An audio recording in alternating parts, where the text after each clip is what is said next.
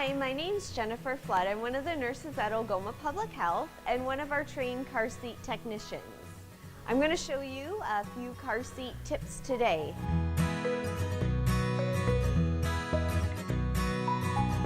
When putting your child in the car seat, you want to make sure that they're harnessed in snugly.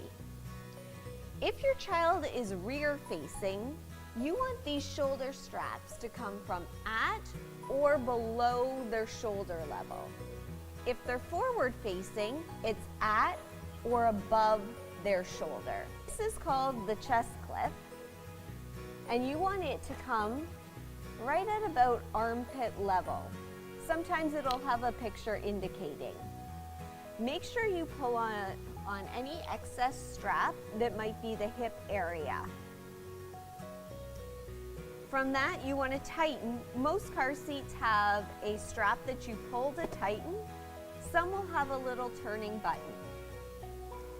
Come up right at the collarbone and try and pinch the strap. If you can't pinch any excess strap, your child is in there nice and snugly, ready to go.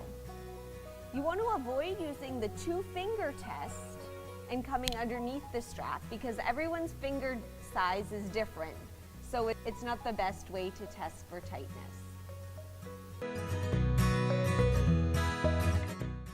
Hi, today we're going to talk about how to test for the tightness of your car seat. So when installing a car seat, you can either use the seat belt or the UAS system, which is also known as the latch system. You always just want to use one, either the seat belt or the UAS, unless otherwise specifically told in the manual of your car seat. If you're using the seat belt, you want to first check to see if it's automatically locking or an emergency locking. To see if it's automatically locking, you want to pull it all the way out fairly slowly, and then if you hear that ratchet back, it means it's automatically locking and you can just use the seat belt. If it pulls all the way out and then slides all the way back in, you'll need to use one of these locking clips and follow the directions in your vehicle manual as well as your car seat manual. For the UAS or latch system, you want to check these anchors. They will look different on different car seats. The heavy portion goes on top, and then locate the bars in your vehicle seat bite. They may be sticking out, or if they're further back, they'll be indicated with a little button or tag as is shown here. When connecting, you want to put the heavy portion in and snap in. And for checking for tightness, you want to take your non-dominant hand right here at the belt path and give it a shake like a firm handshake. If it moves less than 1 inch of distance left and right, forward and back, you're good to go.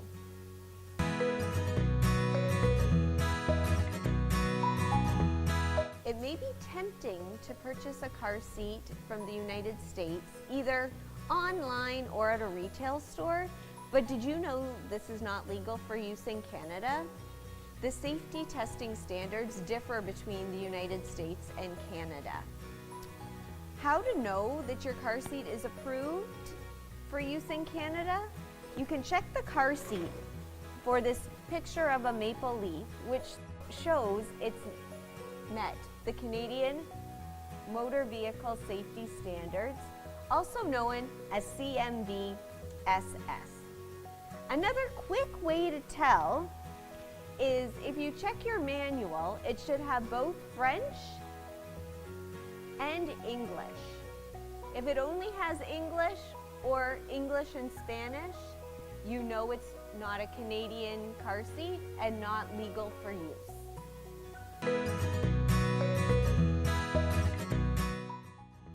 We're going to talk about when to know how to transition your child from rear to forward facing. You want to keep your child rear facing until they meet the maximum height or weight of the car seat manufacturer. Best practice is telling us it's safest to keep your child rear facing until they're minimum 2 years of age and walking. Most people will start with an infant-only or rear-facing only seat, such as this one, and then transition to a convertible seat, which will go rear and forward-facing and allow your child to stay rear-facing till a higher height and weight. How do you know when you can turn your child to forward-facing? You want to keep them rear-facing until the maximum height or weight of that car seat before moving them forward-facing. Most children are not developmentally ready to use only the seat belt until they're about 10 or 11 years of age. You can use this 5-step test to make sure your child's safe for the seat belt only. You want their butts pushed back all the way into the seat bite, and their back should be lined up flat. The knees should be bent at 90 degrees and the feet touching the floor. That's number 2. The seat belt should come around and the shoulder portion hit right at their shoulder, not cut up into their neck or slide off.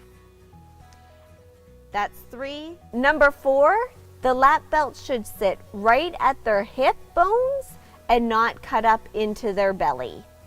And number 5, they should be able to sit in this position for the entire ride. It can be confusing to know what you can use in your car seat. A lot of the items that are sold for car seats are not actually approved for use by the car seat manufacturers and can reduce how safe your child is in the car seat. For example, the harness covers that you can buy that didn't come with the car seat are not approved for use. The cushions that you can buy for your vehicle seat are not approved and can actually cause more harm to your seat by retaining moisture. The other things that you can buy, like hard toys or rear view mirrors, are also not approved, and in a collision can become projectiles and harm your child or any other passengers. For more information and videos showing how to properly install, visit the Algoma Public Health website. You can also call the Parent-Child Information Line to book an appointment to have your seat installed at an upcoming car seat clinic.